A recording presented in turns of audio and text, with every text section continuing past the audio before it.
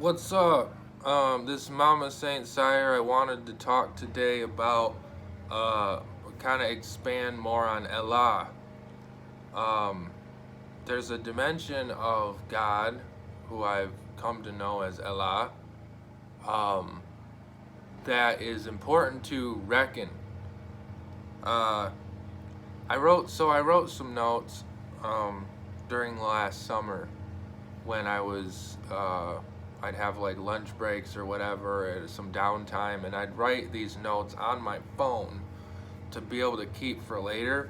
And some of those notes, I was reading over them and I was like, yo, this is important. So I wanted to make a few videos just covering some of the stuff that the notes talked about because I think it touches on really important things about the nature of God and religion and stuff. Um, One of them reads, and I'll explain it afterward. What I think I meant. Uh, Allah is the universal gravity. Nothing escapes God's gravity, which runs deeper than the physical gravity we think of. That is to say, essentially everything is being pulled towards God's creation.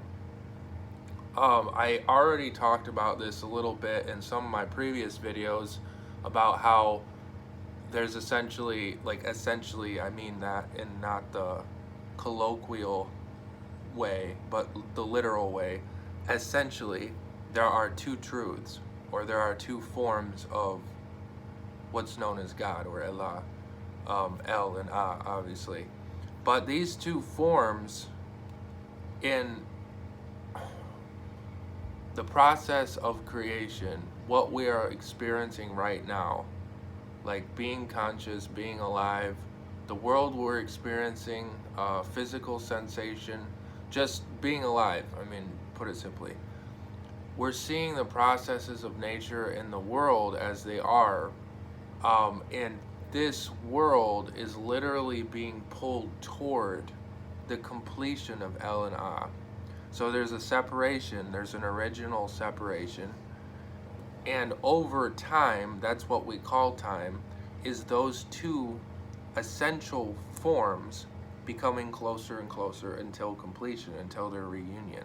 That's what this physical world is actually functioning toward. So, in a sense, what I wanted to communicate was draw a parallel between that and the actual physical force we know as gravity.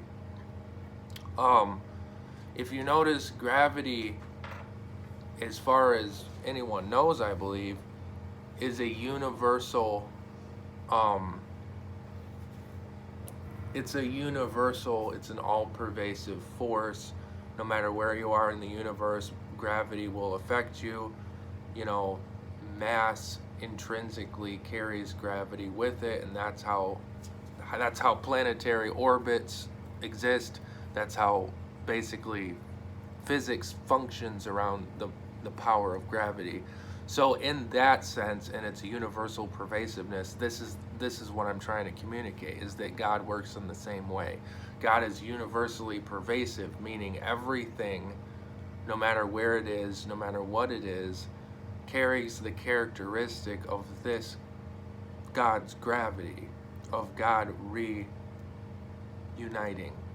from that essential original separation of El and Ah. So all this stuff is basically moving toward, or being pulled toward, and this is why I use the analogy of physical gravity.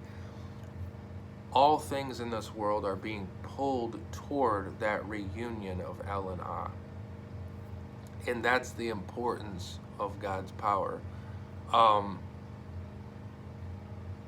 if you wanted to break it down, um, you can actually bring this concept down to an individual life. You can bring it down to morality. I'm convinced of this, that you can bring this down to quality of life. In that evil, we could say, or wrongness, if we look at it right and wrong, wrongness is merely the further separation of El and Ah. So whatever provides that separation, whatever resists the gravity we could say as deviant or evil, and that's morally speaking what we can think of it as. And as naturally the opposite would be, which would be moral or right, that would be whatever complements or whatever goes along with the flow, goes along with this general pull towards God's completion. And this is type of stuff where I'm just skimming the surface of it. I just want to give an general overview. I'll get more deeply into this stuff, but for now this suffices. Thanks for watching.